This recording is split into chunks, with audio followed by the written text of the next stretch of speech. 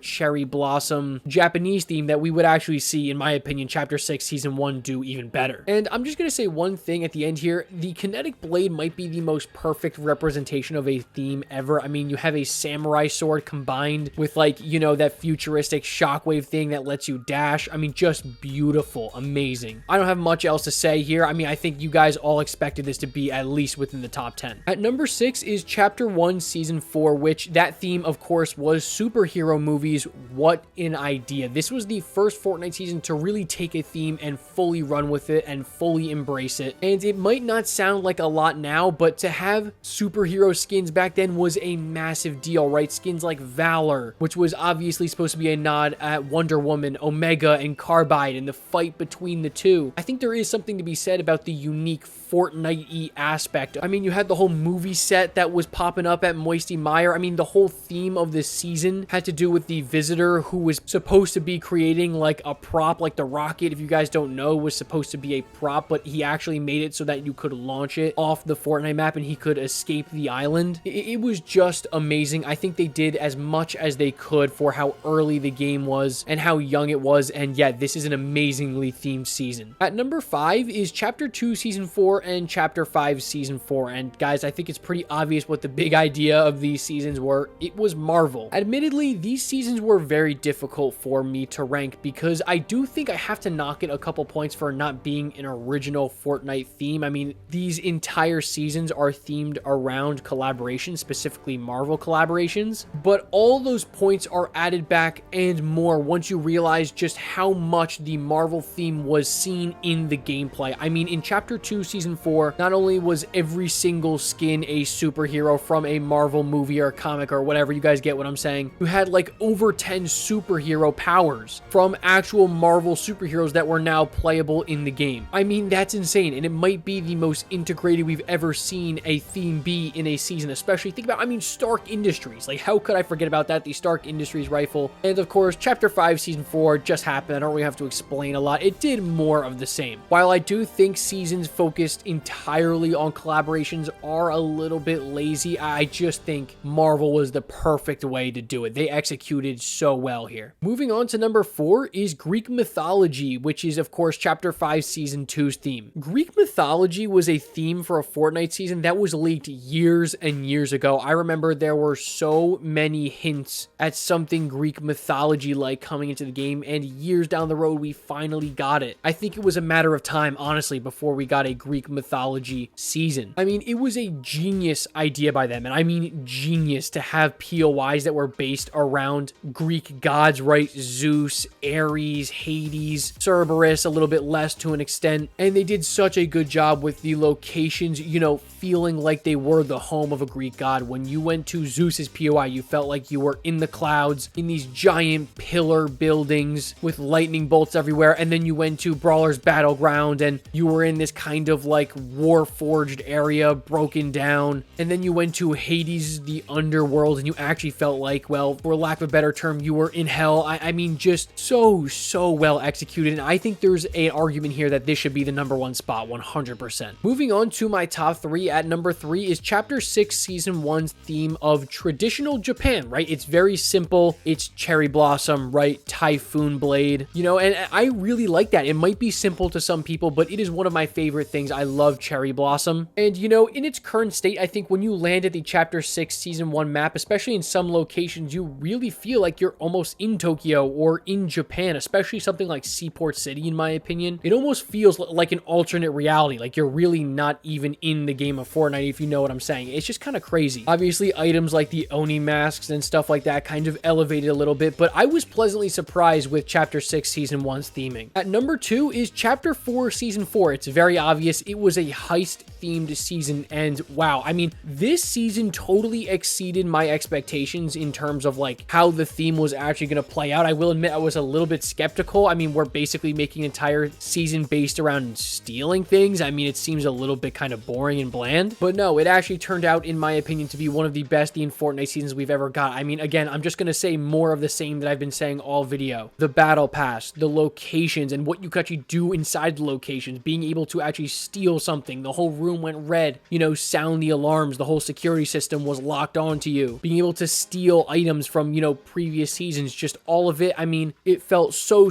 cool, and I think it kind of goes well alongside our number 1 spot. And that number 1 spot is Chapter 2 Season 2's theme of spies and agents. Now, this is one of the only exceptions on the list because I do think, one, this is the best themed Fortnite season of all time, and I also think it is the best Fortnite season of all time. And obviously, there is a tad bit of a correlation between the two. I mean, I just don't know like what else to say that you guys haven't heard already. I mean, even the like little trailers that each character had, or should I say, you know, agent, each one just made it feel so personable, and it really felt like you either had to pick Ghost or Shadow. Like, your decision really had an impact, which obviously it did. Each location being themed around a certain agent, and each POI itself having its own unique feeling to it. You know, the rig for TNTina feels completely different than Brutus's, you know, the Grotto, which totally feels different than Midas's Agency, which totally feels different than Meowscles' yacht, or Deadpool's yacht, technically. I mean, just so well fleshed out, everything from the gameplay, the items, the battle pass, the map, it all fits perfectly. It is the best themed Fortnite season of all time. Alright guys, well, if you stayed all the way till the end, thank you so much for watching this whole video. I know it's a little bit of a longer video, but this was one of my most requested ideas, and I wanted to extend a quick thank you to whoever commented this in the comment section. I read your comment, I loved it, and you know exactly who you are. With all that being said, be sure to like this video, subscribe as always, and I will catch you guys in the next one. Peace.